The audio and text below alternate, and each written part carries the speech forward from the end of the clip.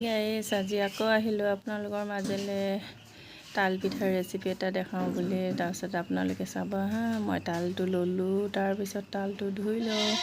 তাল পিঠা মানে ভাদ মাহত খাব লাগে বুলি গম পাওঁ। তাৰপিছত হেৰি বুলি ভাদ মাহত বাৰু দুবাৰ খোৱা হ'ল। আজি আকৌ এবাৰ বনালোঁ, তেতিয়া ভিডিঅ' কৰা নহ'লে।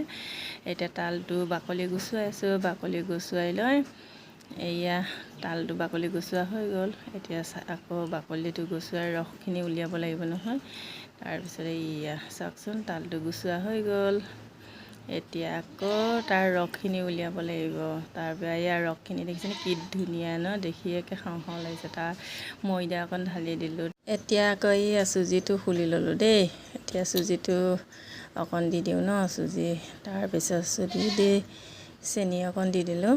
তাৰপিছত চেনি দিয়াৰ পিছত আকৌ অকণ নিমখ দিলোঁ আৰু নিমখ দি চৌদা অকণ দিলোঁ। এতিয়া জোখমতে পানী অকণ দি সানি ল'ব লাগিব। তাৰপিছত সানি লোৱাৰ পিছত পিঠাটো মানে অকণমান সময় ঢাকি থ'ব লাগিব দেই।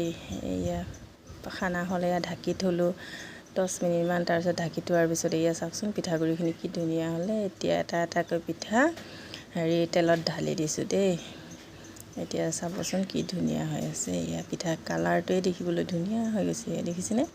মানে পিঠা বুলি কওঁতে মালপোৱা নিচিনাহে হয়, কিন্তু পিঠাই বুলি কয় আৰু ন, পিঠা বুলিয়ে ক'লোঁ। দেখিছেনে কালাৰটো কেনেকুৱা হৈছে, চাওকচোন কি ধুনীয়া হৈছে ন, খাওঁ খাওঁ লাগি যায় বাৰু। অলৰেডি আমাৰ পিঠা হৈ গ'ল। আজিলৈ ইমানেই, বাই বাই।